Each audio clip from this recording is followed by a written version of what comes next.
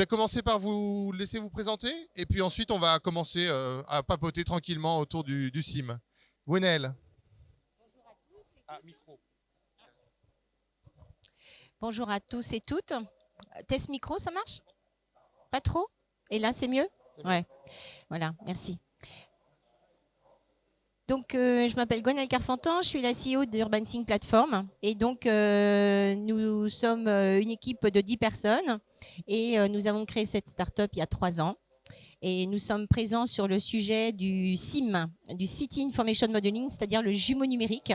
Et j'espère que tout ce qu'on va vous raconter va vous intéresser parce que nous avons eu l'honneur et le grand plaisir hier soir d'avoir une remise de trophée. Nous avons gagné le trophée des jumeaux numériques, voilà, donc lors de ce salon. Donc on est très fiers. Et donc Alain Kergoat était à mes côtés d'ailleurs pour cette remise de trophée. Donc voilà. Bravo à vous deux, Alain. Je te laisse te présenter. Oui, bonjour, moi c'est Alain Kergoat, donc Urban Practice. On est conseil dans le secteur du bâtiment et de la ville intelligente. Et effectivement, on accompagne donc les maîtres d'ouvrage, les collectivités sur des projets qui vont du smart building jusqu'au territoire intelligent. Et donc, en l'occurrence, ce matin, on va vous parler de territoire intelligent avec les 2 exemples des parcs d'activités d'ICAD et le projet que nous menons avec Gwenaëlle sur la ville de Lyon dans le cadre d'un projet d'innovation européen qui s'appelle Ascend. Très bien, merci beaucoup Alain. Alors si tu m'en veux pas, je vais commencer par interroger Gwenaëlle un petit peu. Justement, donc ce projet de parc d'activité, est-ce que tu peux nous en dire plus avec ICAD? Quel était peut-être le besoin au départ? Alors, le besoin, eh bien, nous avons reçu un cahier des charges qui a été brillamment constitué par justement Alain Kergoat, ici présent, d'Urban Practice. Et donc, nous sommes finalement une plateforme numérique qui permet d'agréger de la donnée. Donc, c'était bien le besoin, c'était d'agréger cette donnée multiple. Alors, quand on dit multiple, c'est bien le cas parce qu'elle était à la fois dispersée, elle n'était pas maîtrisée, elle n'était pas thématisée. Donc, on a commencé à travailler, à organiser les cas d'usage. Donc, ils en avaient beaucoup. Donc, il y a la thématique évidemment globale environnement qui se décline avec tout ce qui est biodiversité, mais aussi gestion de l'eau, gestion de l'énergie, gestion du bien-être, hein, enfin ils appellent ça un petit peu comme ça, gestion de la mobilité, tout ce qui est question aussi de structuration finalement des infrastructures de ces parcs, parce qu'aujourd'hui il y en a 4, hein, on a commencé avec un premier, puis après on a enchaîné, et on leur a fait carrément un portail multisite dans lequel ils naviguent en fait, et ils recoupent leurs données, y compris vers la RSE, puisqu'en fait c'est ça aussi qu'ils cherchent à démontrer et à maîtriser, c'est leur captation de données pour qu'elles parlent et qu'elles montrent aussi tous les efforts produits. D'accord, donc l'idée c'est d'aller plus loin que la donnée financière et d'aller sur les données d'activité pour valoriser l'impact. C'est ça. On va dire à la mode européenne, c'est de l'ESG. C'est de l'ESG, c'est de l'extract financier, c'est l'application un petit peu en avant-première de la fameuse CRDS là, qui arrive et qui oblige justement à travailler sur les critères extra-financiers et à les qualifier. Et donc, les thématiques qui avaient été constituées dans le recensement des besoins étaient finalement précurseurs, puisque aujourd'hui, ils ne sont pas surpris, ils sont préparés. Et donc là, on est en train de passer encore un cran supplémentaire. Ça va faire 3 ans que nous travaillons pour ICAD. Et on continue. Et donc, chaque fois, il y a une implémentation de cas d'usage complémentaires. Là, hier, on parlait d'importer aussi les informations spécifiques liées au bâtiment au niveau de la réglementation, notamment les diagnostics amiantes. Mais aussi, on va sur cette notion de décret BACS. Hein, c'est-à-dire qu'en fait, le bâtiment, il est nourri réglementairement par ce décret, mais l'intérêt c'est que l'information réglementaire de ce décret revienne dans la maquette et dans le jumeau numérique. Donc du coup tout ça, on voit que ça se tisse en fait au fil de l'eau et aussi au fil de la maturité des équipes. En tout cas, on avait le cœur rempli de joie hier soir et ça se voyait, ça se sentait parce que l'équipe ICAD était au bonheur, vraiment. C'était, je sais pas comment dire, ça se sentait, ouais. Voilà. Il y avait beaucoup d'émotions, voilà, et donc pour eux c'est une révélation en fait, c'est de dire que ils ont un truc waouh quoi. c'est peut-être une prise de conscience aussi de l'importance de ces sujets aujourd'hui et que ça devient concret dans le secteur du bâtiment, des infrastructures. Alors, c'est vrai. Je pense que même en termes de démonstration interne, parce qu'en fait, au début, on a commencé avec combien 4, 5 personnes connectées, c'est-à-dire le petit groupe. Voilà, il y avait un petit groupe qui avait été défini, une task force de départ. Ouais, alors sans refaire l'histoire, mais il faut voir que tout ça, avant d'être de la technologie, c'est une aventure humaine. Ça part de la volonté de la vision d'un patron. Donc, en l'occurrence, il faut quand même rendre hommage à Benjamin Fiquet, le directeur de la foncière d'ICAD, qui, il y a 3 ans et demi, nous appelle, nous dit « Je veux lancer le CIM, mes équipes ne sont pas prêtes, est-ce que tu peux nous aider, accompagner le projet ?» Donc, lui, il avait déjà cette vision. Donc, voilà, il était un peu en vigie. Il savait que ça pouvait avoir un impact. Et quand on a pris le dossier, je vous confirme, les équipes, elles n'étaient pas prêtes. Ils ont dit, il y a notre patron qui nous demande un truc, on ne sait pas ce que c'est. Mais voilà, on a cheminé ensemble et il y a eu une osmose qui s'est faite. Les équipes se sont pris au jeu, se sont intéressées. Gwenaëlle est arrivé avec la solution Urban Think. Et de manière très opérationnelle, les choses ont grandi. Effectivement, il y avait 5 licences utilisateurs au tout départ et elles n'étaient pas toutes utilisées. D'accord. Et aujourd'hui, je ne sais pas combien tu en es, 50, 60 D'accord. Voilà. Et donc, la meilleure mesure du succès d'un projet, c'est son taux d'adoption par les usagers. Ça veut dire que ça répond à un besoin concret pour leur métier. Donc voilà, ça c'est quand même une grande étape. Et puis, ce qu'on s'est aperçu en chemin, c'est que finalement, c'était un outil prétexte à refaire converger toutes les sources de données qui existaient déjà dans les entreprises, mais qui étaient cachés dans les placards, dans les fichiers, dans les endroits dispersés. Et là, ça fait une espèce d'aspirateur pour faire tout converger sur un point unique, cette maquette, où finalement, on va pouvoir recenser toute la richesse informationnelle qui est autour de ces parcs. Voilà, donc, alors, finalement, c'est aussi une façon de pas développer... me donner le micro parce qu'après, non, je le mais rends plus. justement, on va continuer. Non, garde le micro là. Justement, donc ce que je comprends, c'est aussi un moyen peut-être de développer le collaboratif au sein de l'équipe. Complètement, voilà. Donc les gens sont amenés à se parler, à se projeter. Et c'est un processus de transformation. Quand on parle de transformation digitale, les mots ne sont pas vains. C'est que le digital induit des processus de transformation dans l'entreprise, dans les métiers, dans les façons de faire, dans les manières de communiquer. Et c'est ce qui s'est passé sur le projet chez ICAD. Alors, c'est effectivement fédérateur, parce qu'on l'a vu avec l'émotion que tu as évoquée, Gwenaëlle, mais c'est aussi ce qu'on aime bien, nous, chez SBLM, c'est le I de BIM.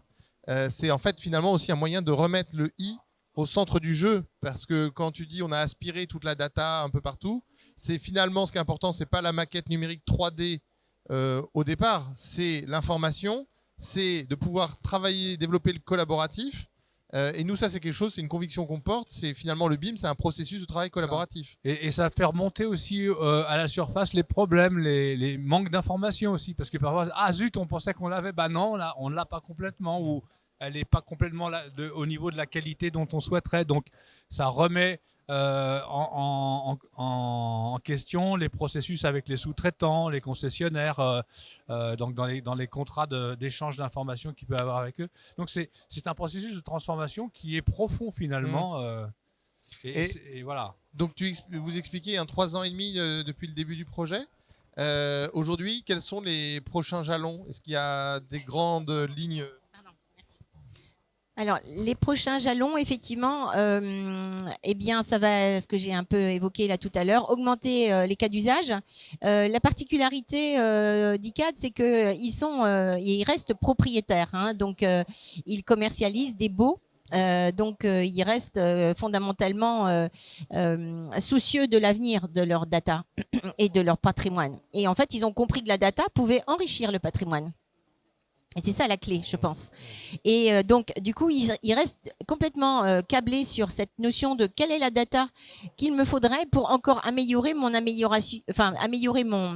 le côté vertueux, certes, au niveau environnement, mais aussi au niveau financier, notamment sur l'aspect amiante. C'est clair, c'est l'aspect financier qui guide, doublé de l'aspect finalement protection du bien-être de chacun, puisque quand même l'amiante atteint la santé des personnes qui travaillent dans les intérieurs. Donc, ils sont sont animés de cette démarche, mais aussi ils sont dans la logique de commercialisation. Donc on leur a créé aussi un outil de co-design, c'est-à-dire qu'aujourd'hui, comme ils sont propriétaires, ils peuvent carrément refaire, entre guillemets, le bout de ville qu'ils ont sur la ville. D'accord. Comme une collectivité, comme une PCI, une collectivité, une agglomération, ils ont exactement la même posture. Et donc, ils repositionnent du bâtiment en disant celui-là, il est obsolète, on va le détruire, on va le reconditionner, on va carrément le reconstruire. Et donc, du coup, ils sont devenus autonomes et ils ont convaincu le service communication. Donc maintenant, on travaille avec le service communication, c'est trop rigolo. Donc, on voit que du coup, le côté fédérateur dont on parlait, voilà, ça ruisselle gentiment dans la bonification. Et les 60 personnes connectées aujourd'hui, je crois qu'il y a à peu près une dizaine de services en fait. Hein, c'est ça qu'il faut comprendre. Donc, il y a à peu près 10 services connectés à la maquette parce que finalement tout le monde travaille sur le même territoire. Chacun l'aborde avec un angle différent, avec une nature de données différente. Mais ce qui est intéressant, c'est que finalement, ils s'aperçoivent que avant, ils se parlaient pas trop, et maintenant, ils se parlent plus. Ouais. Et donc, c'est aussi très inclusif. Hein, c'est le mot à la mode chez ICAD, mais ils l'ont redit hier soir. C'est très inclusif. Et la chose un petit peu magique qu'on a vécue, c'est qu'au tout début, Benjamin Fiquet, le patron de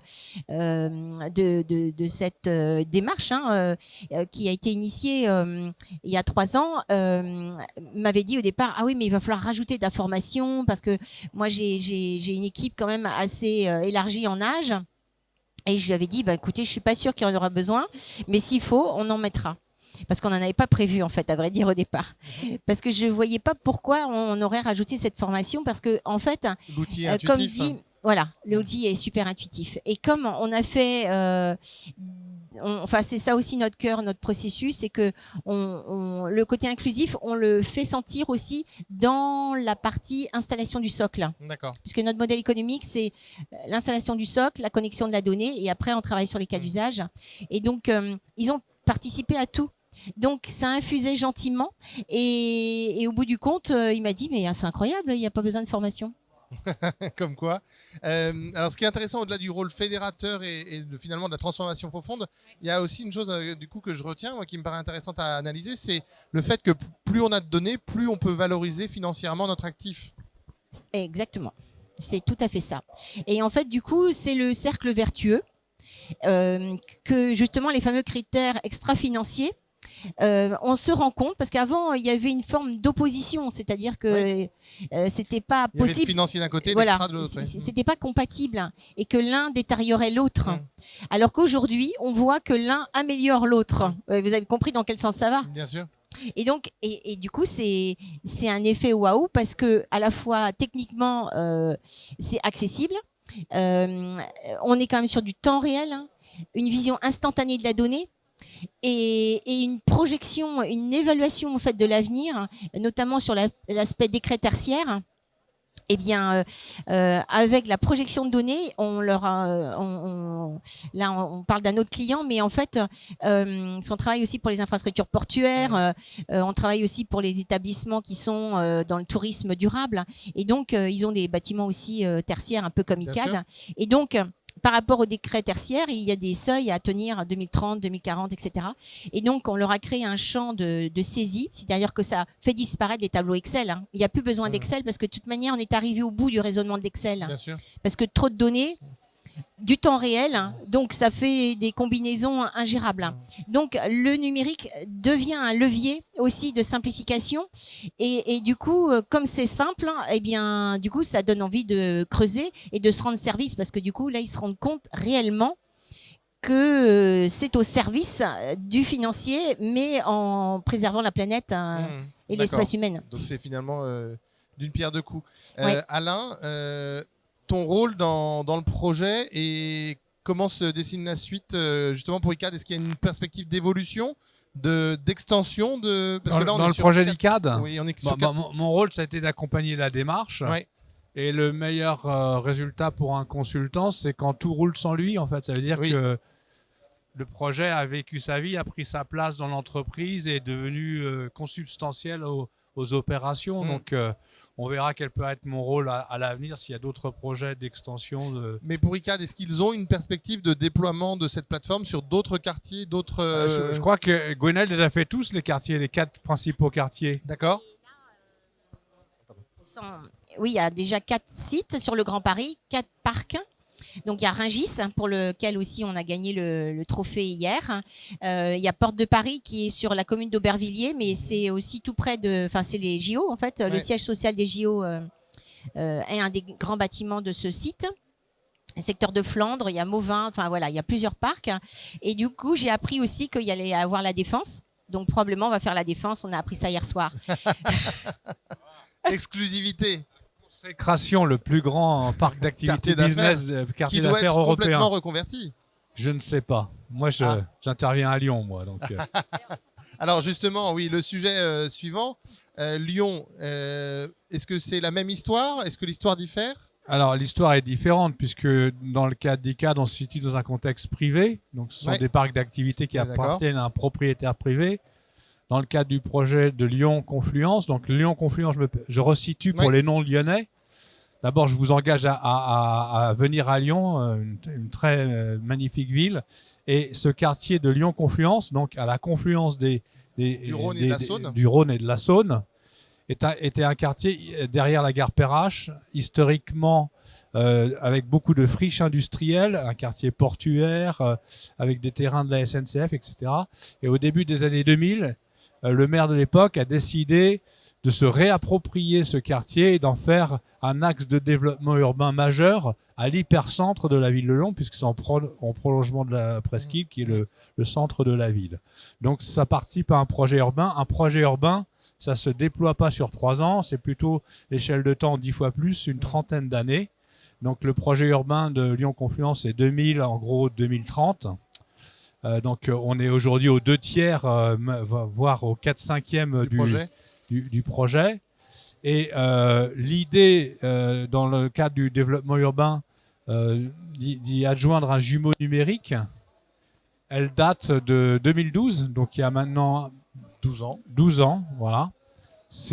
À l'époque, c'était les Japonais pour lesquels je travaillais qui avaient gagné un projet de Smart City sur ce quartier-là, qui était venu avec cette idée. Donc les idées d'innovation technologique, parfois, elles viennent aussi un peu d'ailleurs en avance de phase. Bien sûr. Avec l'ambition de faire sur ce quartier, en 2015, la préfiguration de ce que serait 2025. Donc essayer de prendre 10 ans d'avance sur le phénomène. Ça n'a pas été un long fleuve tranquille.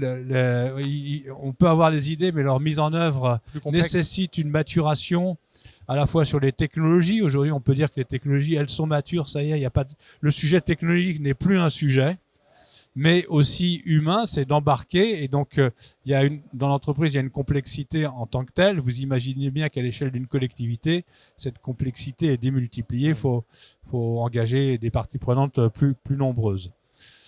Et donc, ce projet-là, c'est de jumeaunerie qui est né donc de cette initiative, je dirais, internationale, dans le cadre d'un projet de Smart City international, a été poursuivi dans le cadre des appels à projets d'innovation européens, les calls Smarter Cities conduits par l'Europe. Donc l'aménageur du quartier qui est en charge donc de conduire cette politique de redéveloppement urbain a gagné un premier call il y a 5 ans, qui est maintenant terminé.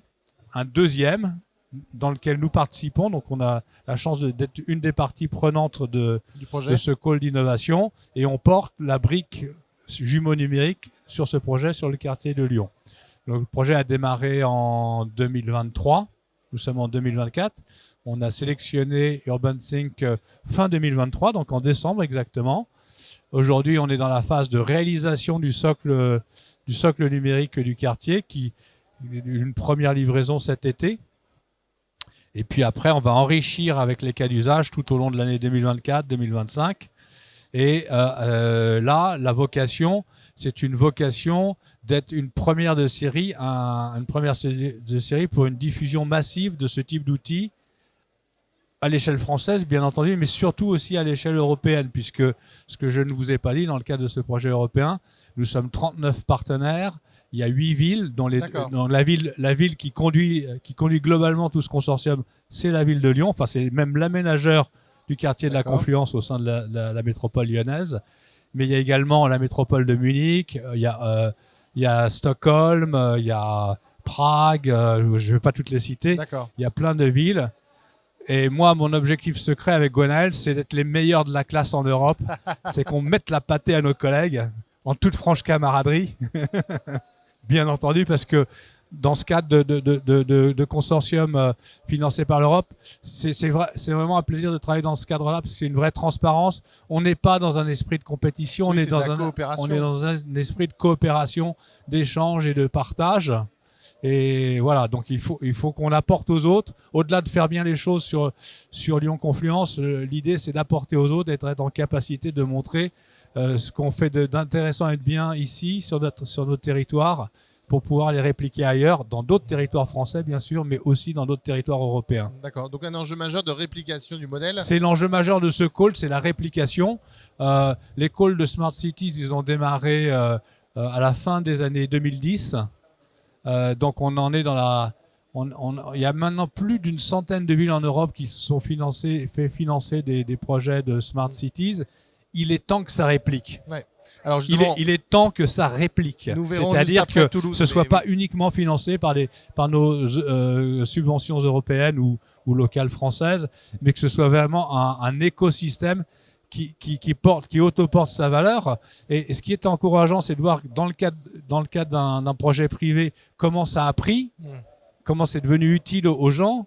Si ça a son utilité et si le modèle économique, c'est-à-dire le coût de mise en œuvre, est pas non plus inaccessible, reste dans des proportions qui sont, et c'est le cas dans le cadre de notre projet, c'est tout à fait le cas, eh bien on trouvera un marché, parce que la mise en œuvre, elle est pas si onéreuse que ça, elle est pas si longue que ça. Je vous ai parlé de 6 mois de mise en œuvre entre décembre où on a commencé et cet été, ils auront un produit. Donc 6 mois, c'est quand même pour un projet, Extrêmement court. c'est assez court. Et des utilisateurs qui l'utilisent, voilà. C'est ça notre objectif, c'est de montrer concrètement à quoi ça sert, comment on l'utilise et que c'est à la portée de tout le monde. Si je comprends bien, c'est un enjeu d'industrialisation finalement et de réplication rapide. Oui, on est sur des Et- TRL et 7, pour 8 avoir- pour les ouais, spécialistes ouais. des projets d'innovation européens. Donc on est sur les phases entre 6 et 8, on est dans les phases vraiment pré-massification. Hein. Et donc de pouvoir ensuite avoir des retours sur investissement plus rapides, c'est ce qui est souhaitable. Voilà. Ouais. Entendu. Merci pour votre présentation. Et puis au plaisir de vous retrouver donc sur le stand d'Urban Sync. Et à très bientôt alors. Merci beaucoup.